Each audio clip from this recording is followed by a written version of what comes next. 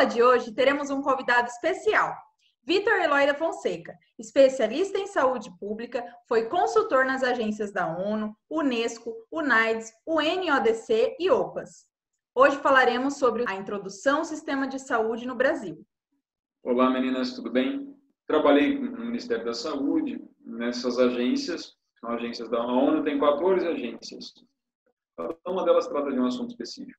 E todas elas têm em comum a participação em países de desenvolvimento, justamente para melhorar os espaços onde elas estão inseridas. Então, o trabalho particularmente foi dentro do Ministério da Saúde, tentando colaborar nessa organização da atenção à saúde. Uma visão mais de gestão do que da atenção propriamente dita, mas que tem um impacto muito grande. Nós temos uma carência de gestão no Brasil em todas as áreas, né? Na saúde em especial. Eu trouxe uma apresentação. A ideia é falar um pouco sobre a atenção à saúde no Brasil de um contexto histórico, até para poder justamente fazer uma introdução, né, às doenças crônicas não transmissíveis, um pouco de atenção básica, mas a base mesmo questão histórica. E como é que a saúde se organizou no Brasil para poder fazer um alicerce para o entendimento das realidades que a gente vive hoje, de como é que está a organização da atenção hoje, por que das coisas que a gente vive. A história nos mostra o porquê daquilo que a gente vivencia hoje, né? Então, a atenção à saúde no Brasil, SUS, universalidade e equidade de acesso. Da onde que a gente chegou, da onde nós chegamos com esse contexto de universalidade e de equidade, que são os pilares, né, do nosso Sistema Único de Saúde. Um pouquinho dos apontamentos que a gente vai tratar, do histórico da atenção à saúde no Brasil, o que é um Sistema Único de Saúde, o porquê da universalidade e da equidade na atenção no Brasil, e uma questão só de direitos humanos. A questão de saúde é um direito humano. E de onde que sai esse contexto? A atenção à saúde no Brasil ela nunca foi um modelo de grande exemplo, né? Mas ela evoluiu gigantescamente diante do nosso contexto histórico. Os nossos, desde o Brasil colônia até agora, nós tivemos uma evolução muito grande. Trouxemos um pouco da cultura europeia, e isso faz com que a gente tenha tenhamos uma estrutura de atenção à saúde diferenciada de todo mundo, praticamente. Nós temos uma cultura de atenção à saúde que foi muito baseada na Europa, né, nos princípios europeus, mas nós temos um país continental. E como é que a gente consegue aplicar isso dentro dessa realidade, com o modelo de financiamento que nós queremos? Saúde no Brasil colônia do Império, né? Até 1808, nós não tínhamos a formação de profissionais de saúde no Brasil. Então, nós não tínhamos todos os profissionais de saúde que nós tínhamos aqui no Brasil, eles eram vindos basicamente de Portugal. Nós não tínhamos formação de profissionais de saúde aqui no Brasil. Então, a partir de 1808, com a fundação das academias médicas, é que pôde ter a formação de profissionais aqui. Isso possibilitou que nós tivéssemos uma quantidade de profissionais maiores, e a partir daí um pouco do começo da organização da atenção à saúde no Brasil. Em 1829 foi criada a Junta de Higiene Pública, e isso possibilitou uma estruturação da atenção à saúde. Aquilo que era feito único e tão somente pelos boticários, era feito informalmente por indivíduos, né? A partir de 1929 começou o governo, de certa forma, a ofertar um pouco do cuidado, tentar organizar a atenção minimamente. E em 1851 foi criada a Junta Central de Higiene Pública. Isso porque nós estávamos no meio do contexto das grandes epidemias, né, no mundo, e o Brasil não era diferente disso, né? E aí teve que se organizar através das juntas de saúde. Então, até 1850, as atividades de saúde pública elas estavam relacionadas basicamente as atribuições das juntas sanitárias municipais, que era de fazer o controle de navios de saúde dos portos. Como os navios vinham da África e da Europa, eles não tinham um controle sanitário, muito pelo contrário, né? Boa parte dos agravos em saúde no Brasil naquela época, eles vieram por meio desse confinamento, que eram os navios que ficavam por meses até chegar aqui. Não havia uma quarentena para adentrar esses navios, também não havia uma quarentena para desembarcar aqui. Então, eles foram os veículos de muitas epidemias no Brasil. A partir já com a proclamação da República em 1889, o Brasil, que estava vivendo um quadro sanitário caótico, né? Os navios estrangeiros já não queriam mais aportar aqui no Brasil, porque nós estamos numa condição de saúde fora de base, e é mais um paralelo com a situação que a gente vive hoje, né?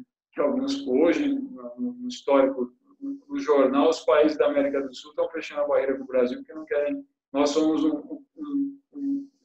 uma válvula, uma bomba epidemiológica aqui para os demais países da América do Sul. Mais uma vez, retratando aquilo que o contexto histórico que nós já havíamos vivido lá atrás. Já entrando nessa onda de governos republicanos, então nós tínhamos os planos de combate às enfermidades. E por que eles começaram a organizar dessa forma? Justamente porque eles começaram a observar que essas grandes agravos em saúde, essas grandes epidemias vividas aqui no Brasil, sarna,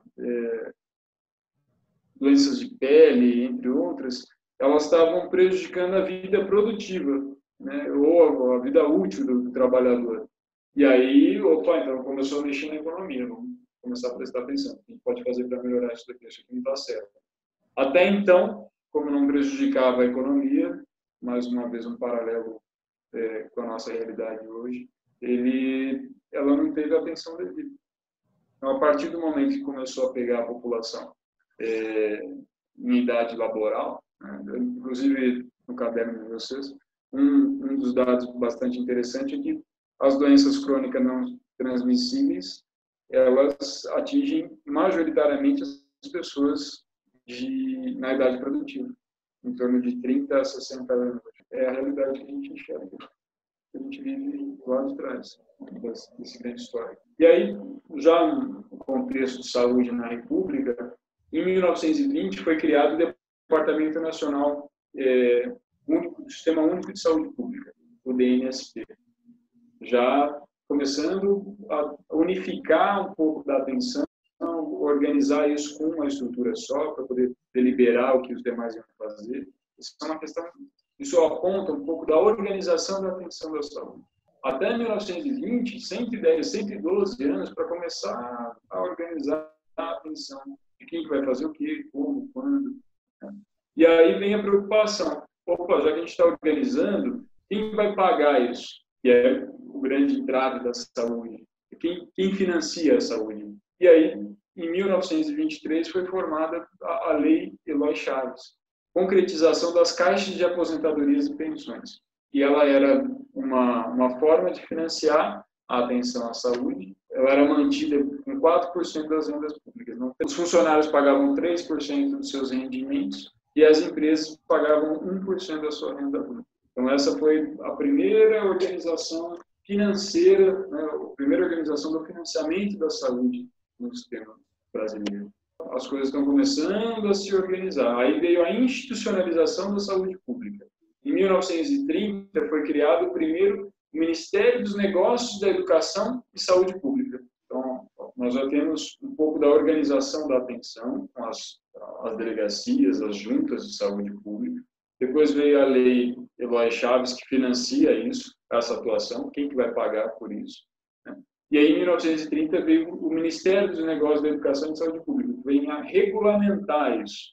Então, nós precisamos, dentro de uma estrutura republicana, nós temos que ter quem faz, né, quem paga e quem regula isso. Então, em 1930 foi criado o primeiro ministério. Para que isso não ficasse na mão de uma única pessoa, na mão do ministro, que isso não fosse minimamente debatido, discutido, em 1937 foi criado, institucionalizado o Conselho Nacional de Saúde. Esse que hoje é o nosso órgão maior de organização, mas de propositura, dos cuidados com a saúde do país, de todas as diretrizes em saúde hoje no país, elas são passadas, elas são votadas, elas são autorizadas, elas são aprovadas pelo Conselho Nacional de Saúde. O Conselho Nacional de Saúde é o órgão, inclusive, maior do que o próprio Ministério da Saúde hoje. Ele é quem bate o martelo, tanto no aspecto financeiro, no aspecto organizacional, no aspecto das ações da atenção à saúde. As diretrizes todas são passadas pelo Conselho Nacional de Saúde. E acima do Conselho Nacional de Saúde, nós temos a Conferência Nacional de Saúde. Isso foi determinado e organizado pelo que a gente vive hoje. A criação do que nós temos hoje do Conselho Nacional de Saúde, ele foi criado, né, pela Lei 378 de 1937. Então, foi quando a primeira abertura para a discussão das políticas de saúde foi através da institucionalização do Conselho Nacional de Saúde. E aí, isso apontou que nós precisamos de uma reforma. Olha, nós temos o que fazer, quem paga, quem vai regular, aí nós vamos discutir isso entre todos aqui. Na hora que vai discutir, a gente começa a enxergar várias falhas, vários pontos a serem melhorados. E aí veio a nossa Reforma da Saúde Pública Federal, em 1941, que foi orientada por Barros Barreto. Esse foi um ponto, um marco da nossa saúde pública, foi a primeira reforma da nossa saúde. E ela se deu junto com a primeira Conferência Nacional de Saúde. Ela tinha como tema, né, a situação sanitária e assistencial dos estados. Então, nós já víamos dizendo o que ia ser feito, quem ia pagar, só que haviam inúmeros dos estados que não tinham caixa para poder bancar isso. E havia uma determinação do Ministério da Saúde como fazer. É mais um paralelo da nossa situação real hoje. Em 1942, foi criado o Serviço Especial de Saúde Pública, em cooperação com o Instituto Americano de Affairs, justamente para poder trazer um pouco de tecnologia dos Estados Unidos de como organizar essa atenção no país, né, de tamanho continental. Em 1950, a segunda Conferência Nacional de Saúde, e ela tinha como tema a legislação referente à higiene e segurança do trabalho. A saúde, ela sempre teve atrelada à educação na formação dos profissionais e aos trabalhadores no financiamento. Em 1953 foi criado, aí foi transformado, né, a criação do Ministério da Saúde, de fato, que então era o Ministério dos Negócios, da Educação e da Saúde. Em 1953 foi criado o Ministério da Saúde. Em 1954 foi estabelecidas as normas gerais sobre defesa e proteção da saúde. Até então, muitos dos pensamentos eles eram voltados, organizados para o cuidado.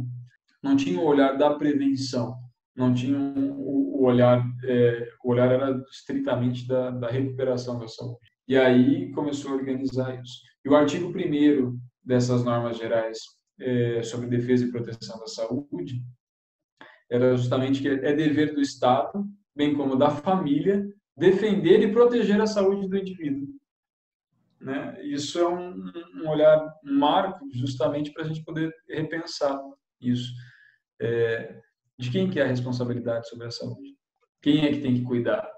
Então, são apontamentos que fazem parte da história.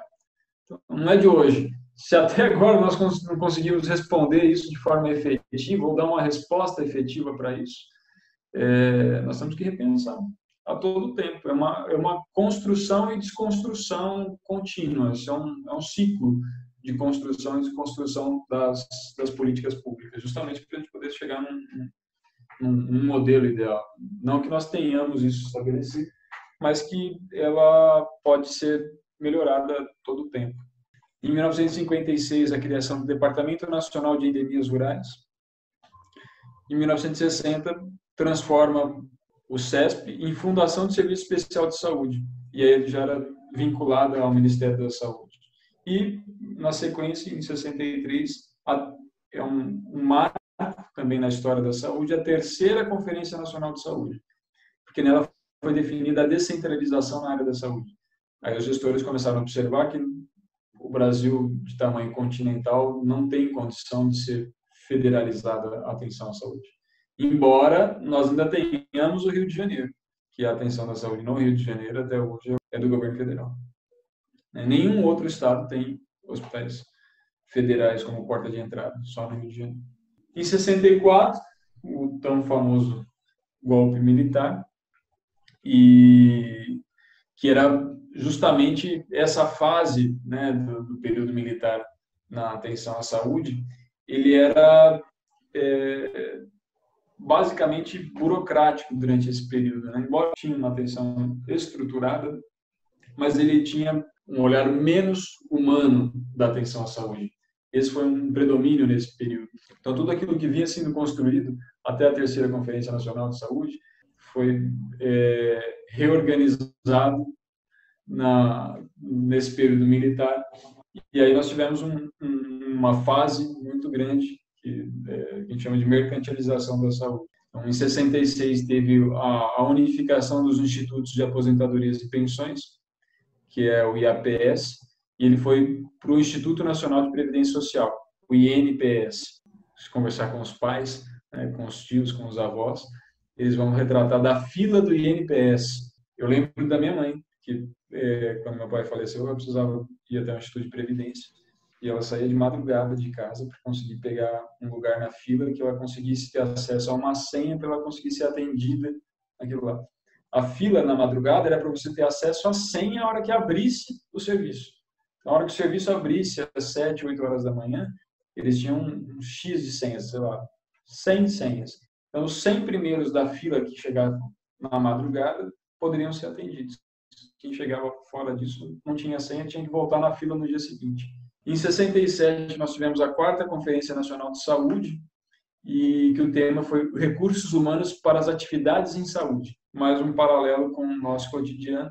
Isso sempre foi um entrave na atenção à saúde integral.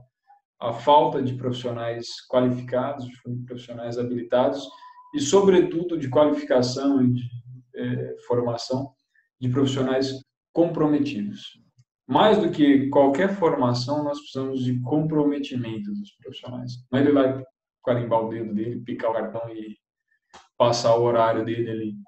Ele tem compromisso. Nós estamos lidando com vidas, nós estamos lidando com expectativas de vida, com cuidado do outro.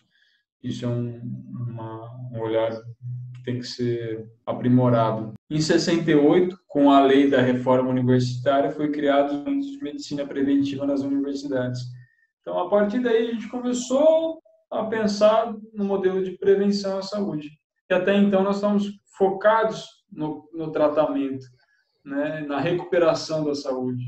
E aí tem todo um olhar de que nós sabemos que é bem mais fácil, bem mais barato, mais simples de se prevenir do que de remediar. Em 75 veio por terra que o modelo econômico implantado pela ditadura militar não prosperou. Chegou no ponto que em 1975 teve um colapso do cuidado, né, do financiamento do cuidado. E aí culminou com a 5ª Conferência Nacional de Saúde, que era justamente a constituição do Sistema Nacional de Saúde e a sua institucionalização. Justamente porque não tinha quem financiasse. As garantias da atenção à saúde, elas eram para quem tinha carteira assinada.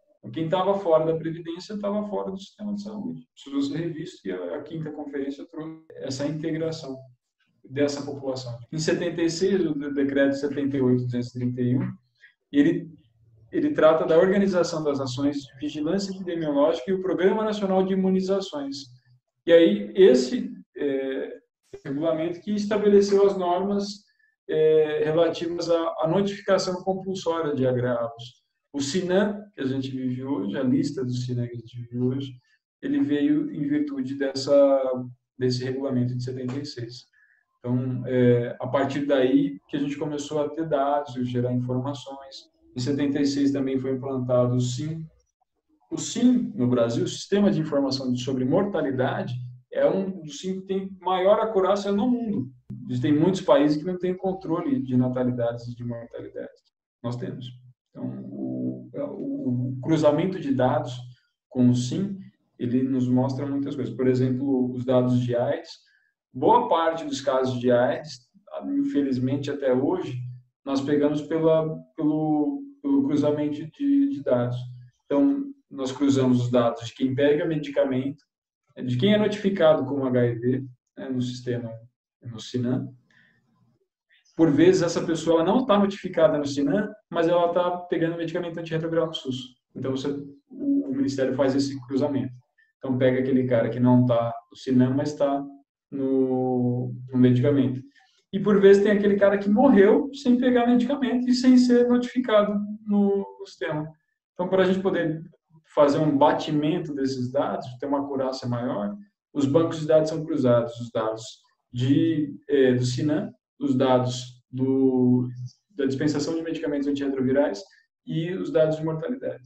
Então, o banco de dados de mortalidade do Brasil é um dos mais seguros, vamos dizer assim, no mundo até hoje. Em 76, como eu disse, a portaria que estabeleceu as doenças de notificação compulsória, de lá até aqui entraram e saíram inúmeros agravos dessa lista, mas elas tiveram presente esse regulamento que estabelece que é de notificação compulsória no país ou não. Também em 76, olha como foi um marco a quinta Conferência Nacional, né? Porque ela criou o Banco do SIM, ela criou o Banco do SINAM e criou a Secretaria Nacional de Ações Básicas em Saúde, a SNABS, e a Secretaria Nacional de Programas Especiais de Saúde. A partir dessa reorganização da atenção à saúde, a gente começa a ter uma diretriz, a encaminhar para o que a gente vive hoje. Em 77, a sexta Conferência Nacional de Saúde, ela trouxe como tema o controle das grandes endemias e a interiorização dos serviços de saúde, que é justamente a preocupação que a gente vive hoje, porque ela não teve um olhar, até então, o Brasil de dimensão continental, nós precisamos descentralizar as ações e levar isso para o interior. E em 78, nós tivemos um marco da saúde mundial, né, que foi a Conferência de Alma-Ata, que estabeleceu que a saúde ela é um completo bem-estar físico, mental e social, e não simplesmente a ausência de doença ou enfermidade. E também que a saúde ela é um direito, ela entra na lista dos direitos humanos, como um direito humano fundamental. Em julho de 80, nós tivemos o Pró-Saúde, ou Prev-Saúde, que foi um exemplo, uma prévia de um novo financiamento da saúde. Vocês vejam que é sempre um debate constante na história do nosso tema de atenção à saúde: financiamento, organização, interiorização, descentralização. São temas que são recorrentes, porque são desafios postos até hoje. Não existe um modelo simples estabelecido. Eles são construídos, aprimorados de tempos em tempos. E, mais uma vez, nós temos que rever, todo sempre. Em 80, nós tivemos a 7ª Conferência Nacional de Saúde, que ela teve a extensão das ações de saúde através de serviços básicos. Porque até então, a atenção à saúde ela era restrita às especialidades, né? Nós não tínhamos atenção básica à saúde. Então, nós tínhamos lá o cardiologista, o neurologista, o ortopedista, mas não o clínico geral estabelecido como promotor da saúde, como atenção integral à saúde, atenção unidade básica de saúde. Era o posto de saúde, não era a unidade básica de saúde. Não tinha equipe de atenção básica. Então, ele era restrito aos cuidados maiores. Então, a partir de 80, isso começou a ter um outro olhar. A atenção básica começou a ser pensada de novo. Em 81 foi criado o Conselho Consultivo da Administração da Saúde Previdenciária, porque a saúde estava dentro da Previdência, né? Lembra do INPS, do Instituto Nacional de Previdência Social. A saúde continua dentro da Previdência. Em 85, com o fim do regime militar, nós tivemos a ascensão do movimento sanitarista. Aquele com que a gente vive hoje, nós vivemos o resultado, né, dessa ascensão do movimento sanitarista, e graças a eles, a essa população, esse movimento, que nós chegamos ao que nós temos hoje.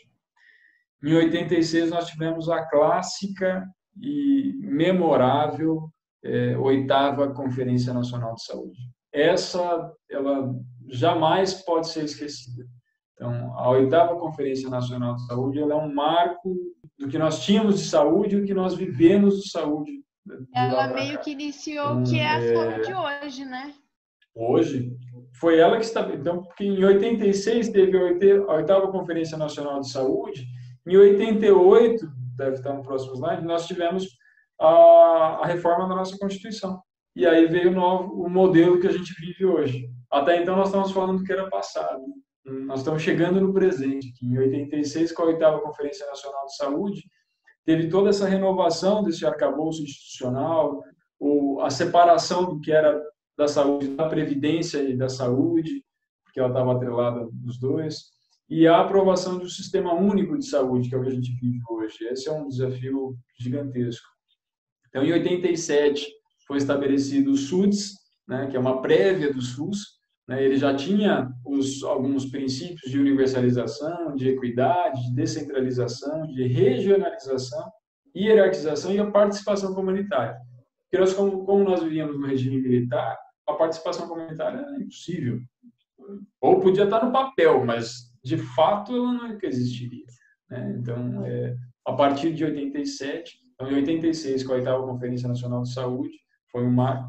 Em 87, começou a se reorganizar o SUS que nós temos hoje. Em 88, com a Constituinte, com a Assembleia Constituinte, foi estabelecido o SUS que nós vivemos hoje. Com a reforma da nossa Constituição, o artigo 194, que trata da Seguridade Social, compreende os pilares relativos à saúde, previdência e assistência social. O artigo 196, que a saúde é um direito de todos e dever do Estado, garantido mediante políticas sociais, econômicas e que visem a redução do risco de doença e outros agravos à saúde e ao acesso universal igualitário às ações serviços para a sua promoção, proteção e recuperação. É o que resulta do SUS que nós temos hoje. Então, a saúde é um direito de todos e dever do Estado. Ponto.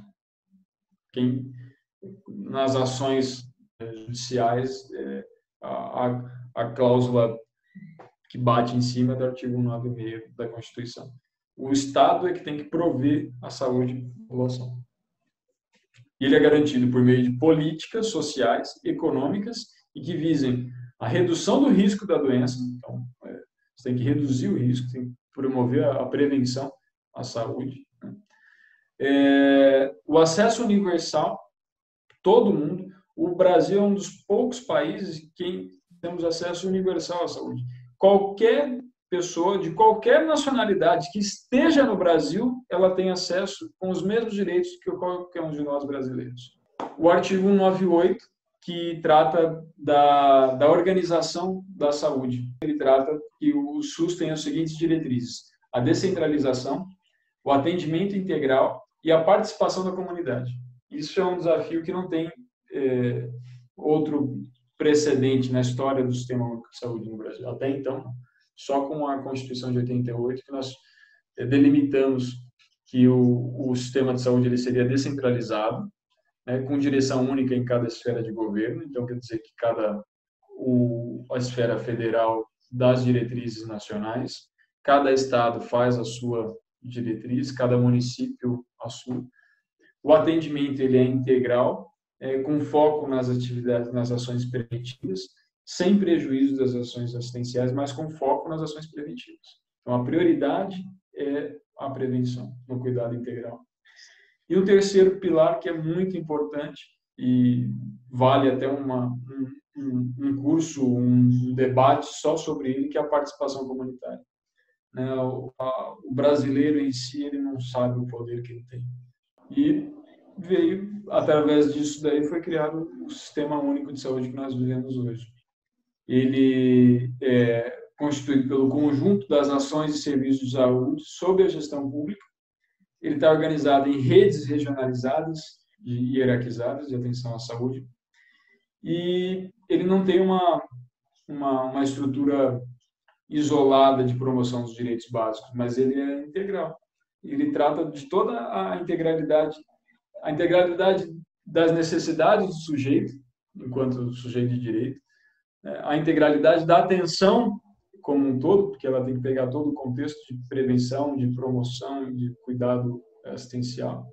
E aí ele entra em toda essa esfera de seguridade social. Porque a saúde, ela faz parte da seguridade social, da tríade, né?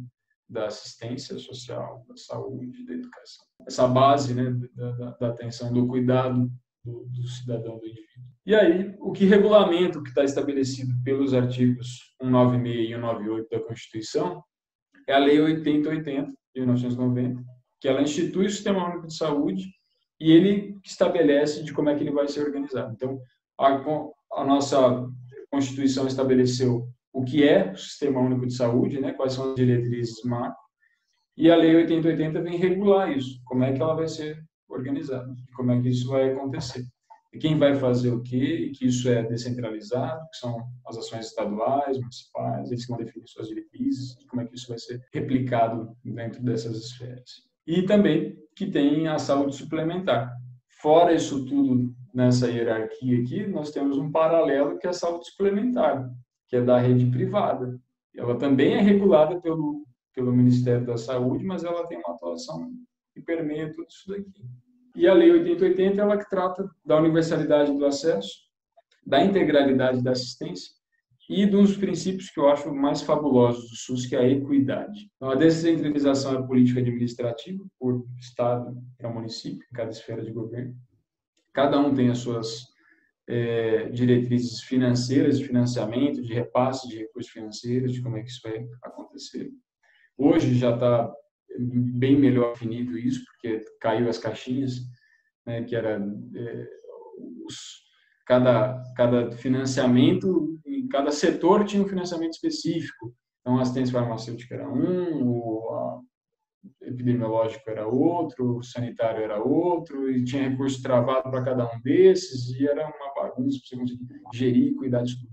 Hoje tem um caixa único, é um risco que nós temos, porque aí cada gestor pode priorizar o lado que tenha maior afinidade, não necessariamente aquilo que a população mais necessita.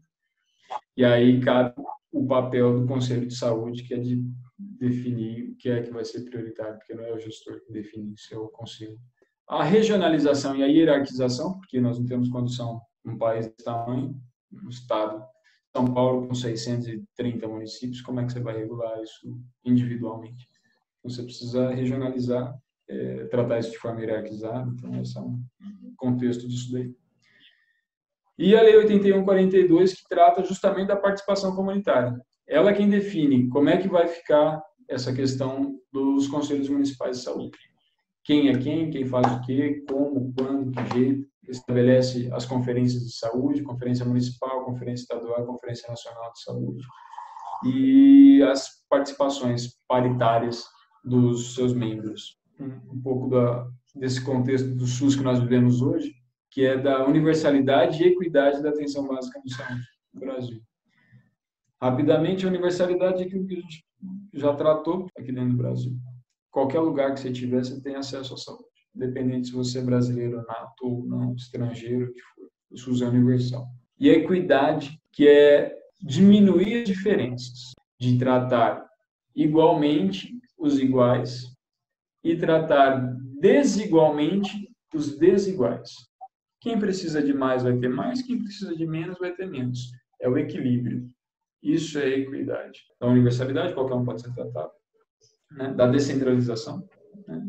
E da equidade. Esses são os tópicos mais importantes do Sistema Único de Saúde que nós vivemos hoje. Eu acho que é isso. E nós estamos à disposição. Obrigada, Vitor. Okay. Espero que você tenha gostado. Até a próxima aula.